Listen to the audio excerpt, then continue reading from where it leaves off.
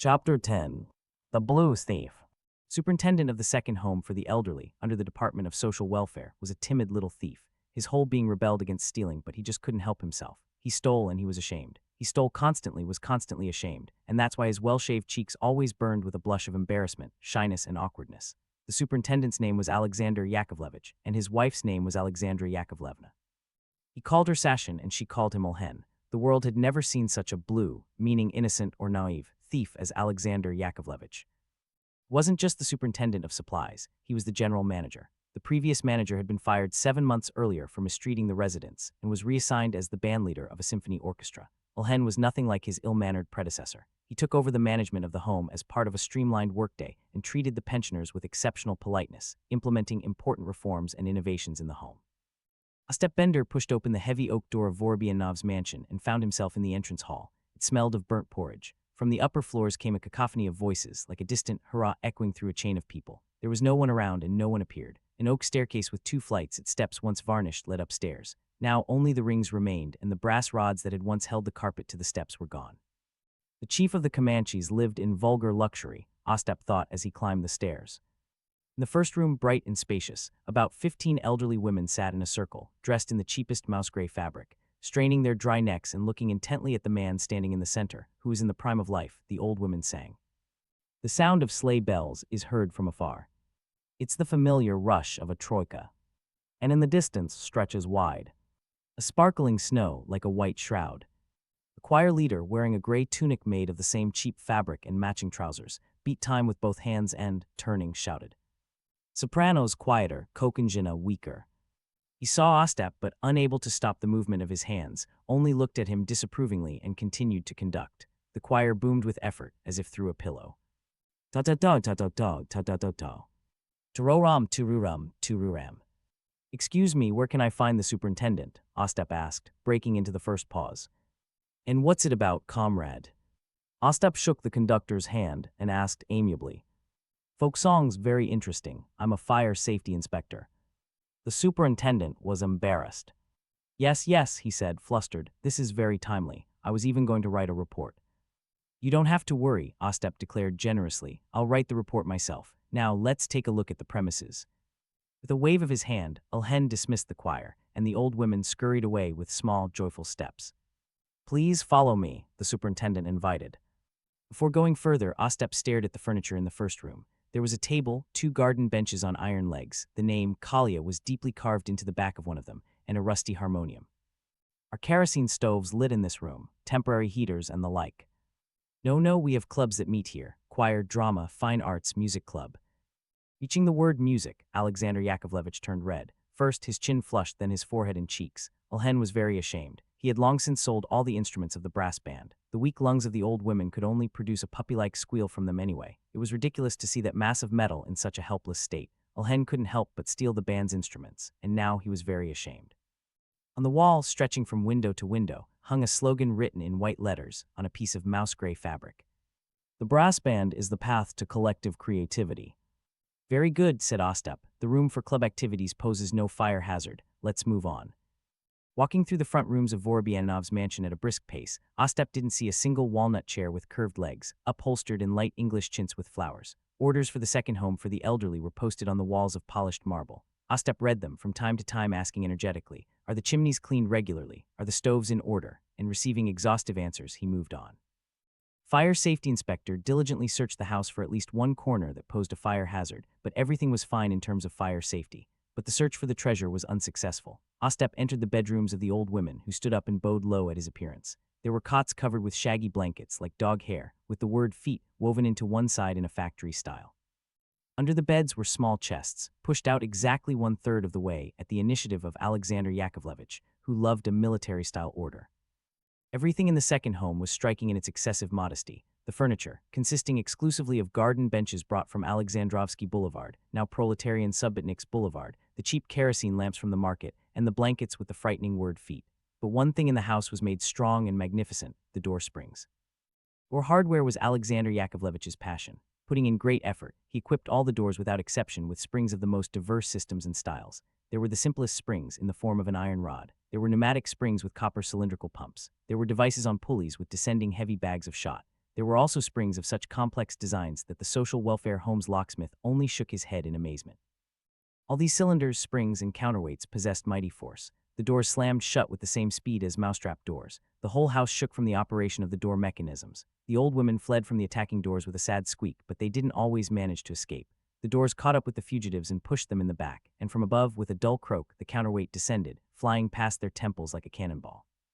When Bender and the superintendent walked through the house, the doors saluted with terrible bangs. It seemed that the days of the Civil War were returning.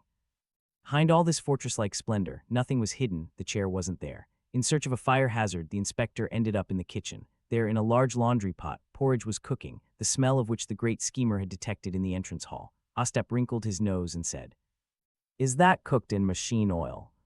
"I swear in pure butter," said Ilhen, blushing to tears. "We buy it from the farm." He was very ashamed. However, that doesn't pose a fire hazard," Ostap remarked. There was no chair in the kitchen either. There was only a greasy stool on which a cook sat in an apron and cap made of the same cheap fabric. "Why are all your outfits gray, and the fabric so cheap that you can only wipe windows with it?" The shy Ilhen looked down even more. "The credits they allocate aren't enough." He was repulsive to himself. Ostap looked at him doubtfully and said, "That doesn't concern the fire department, which I currently represent." Ilhen was frightened. "We've taken all measures against fire," he declared. "We even have an eclair fire extinguisher." The inspector, glancing into the pantries along the way, reluctantly followed to the fire extinguisher. The red tin cone, although it was the only item in the house related to fire safety, caused particular irritation in the inspector. "Did you buy it at the flea market?" Without waiting for an answer from the thunderstruck Alexander Yakovlevich, he removed the eclair from the rusty nail, turned its sharp end to the floor, broke the capsule without warning, and quickly turned the cone upwards. But instead of the expected stream of foam, the cone emitted a thin, unpleasant hiss, reminiscent of the old melody, "How glorious is our Lord in Zion." Of course, at the flea market, Ostap confirmed his initial opinion and hung the still-singing fire extinguisher back in its place. Accompanied by the hissing, they went on. Where could it be, Ostap thought. I'm starting to dislike this, and he decided not to leave the cheap fabric palace until he knew everything. While the inspector and the superintendent were crawling through the attics, going into all the details of fire protection and the location of the chimneys, the second home for the elderly lived its ordinary life. Lunch was ready. The smell of burnt porridge intensified noticeably and drowned out all the other sour smells that inhabited the house. There was a rustling in the corridors. The old women, carrying tin bowls of porridge in front of them in both hands, carefully came out of the kitchen and sat down to eat at the common table, trying not to look at the slogans hung in the dining room, composed personally by Alexander Yakovlevich and artistically executed by Alexandra Yakovlevna. The slogans were: "Food is the source of health. 1 egg contains as much fat as 1 2-pound of meat. Take good care of your teeth. By chewing your food thoroughly, you help society, and meat is harmful." All these holy words awakened in the old women memories of teeth that had disappeared before the revolution, of eggs that had vanished around the same time, of meat that was inferior to eggs in terms of fat, and perhaps of society, which they were deprived of the opportunity to help by chewing their food thoroughly. Worst of all was the lot of old woman Kokoshkina, who sat opposite a large, well-illustrated watercolor drawing of a cow. This drawing had been donated by the Society for the New Scientific Organization of Life.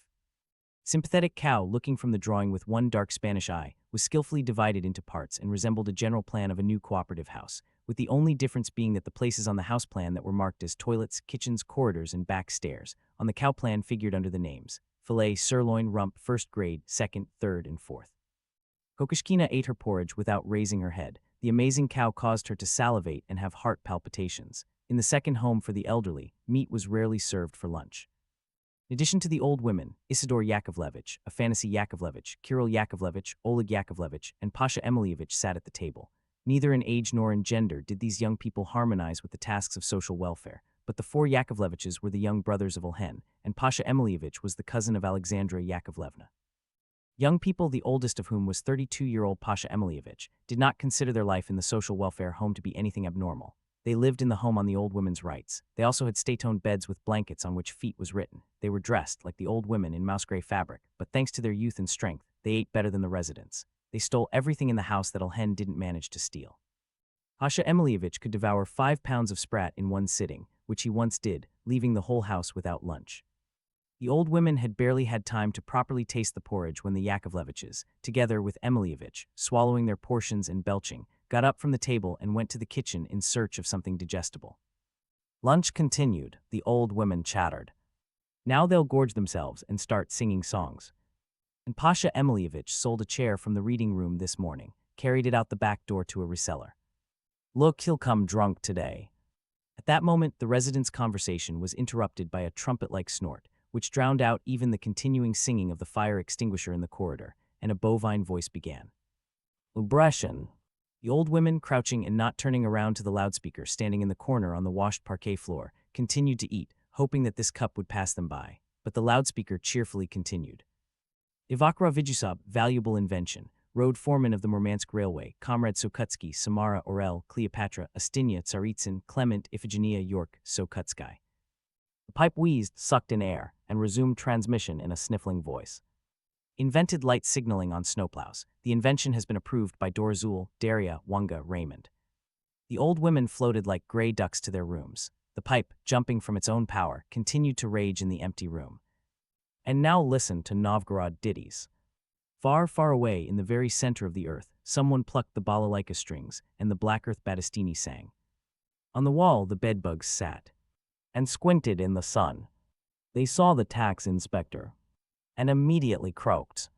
In the center of the earth, these ditties caused a flurry of activity. A terrible roar was heard in the pipe. It was either thunderous applause or underground volcanoes had begun to work.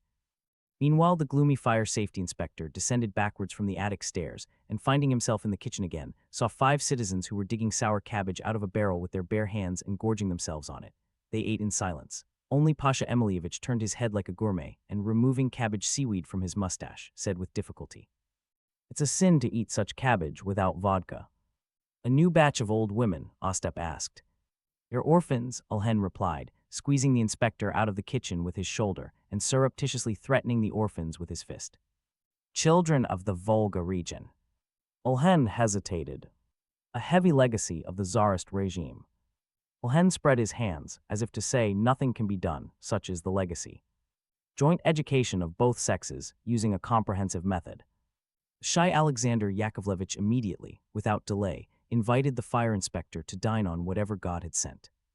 On this day, God sent Alexander Yakovlevich a bottle of bison vodka, homemade mushrooms, herring forschmack, Ukrainian borscht with first-grade meat, chicken with rice, and compote of dried apples for lunch.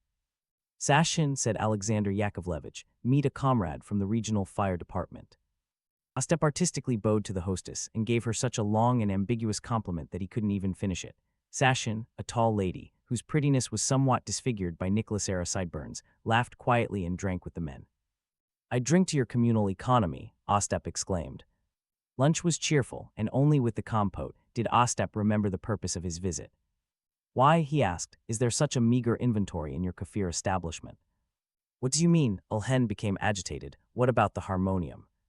I know, Vox Humana, but there's absolutely nothing to sit on here with pleasure, just garden tubs." "There's a chair in the reading room," Ulhen was offended, "an English chair. They say it's left over from the old furnishings." "Oh, by the way, I haven't seen your reading room. How is it in terms of fire safety? Won't let us down. I'll have to take a look." "You're welcome." Ostap thanked the hostess for lunch and set off. No kerosene stoves were lit in the reading room. There were no temporary heaters. The chimneys were in good working order and cleaned regularly, but to Ulhen's immense surprise, there was no chair. Ostap even squeaked with displeasure. They rushed to look for the chair. They looked under the beds and under the benches, moved the harmonium for some reason, questioned the old women, who looked fearfully at Pasha Emilyevich, but the chair was never found.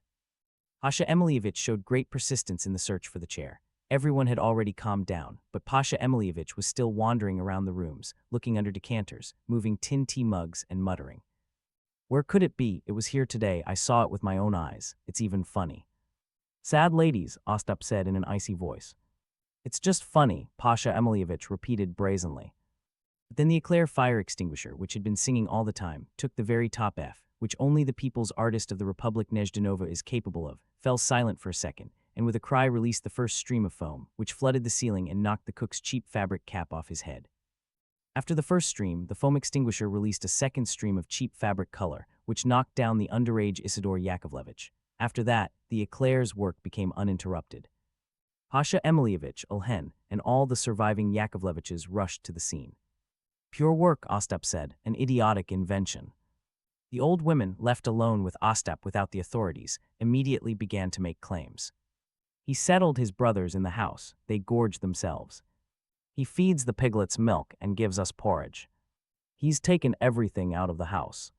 Calm down, ladies, Ostap said, retreating. People from the labor inspection will come to you. The Senate hasn't authorized me. The old women didn't listen. And Pashka Melentievich, he took that chair away today and sold it. I saw it myself. To whom? Ostap shouted. He sold it, that's all. He wanted to sell my blanket. In the corridor, there was a fierce struggle with the fire extinguisher. Finally, human genius prevailed, and the foam extinguisher, trampled by Pasha Emilievich's iron feet, vomited out a sluggish stream for the last time and fell silent forever. The old women were sent to wash the floor. The fire safety inspector inhaled, lowered his head, and swaying his hips slightly, approached Pasha Emilievich. A friend of mine, Ostap said weightily, also sold state furniture. Now he's gone to be a monk, he sits in a dwara. Your unfounded accusations are strange to me, Pasha Emilievich remarked, from whom there was a strong smell of foam streams. Who did you sell the chair to? Ostap asked in a ringing whisper.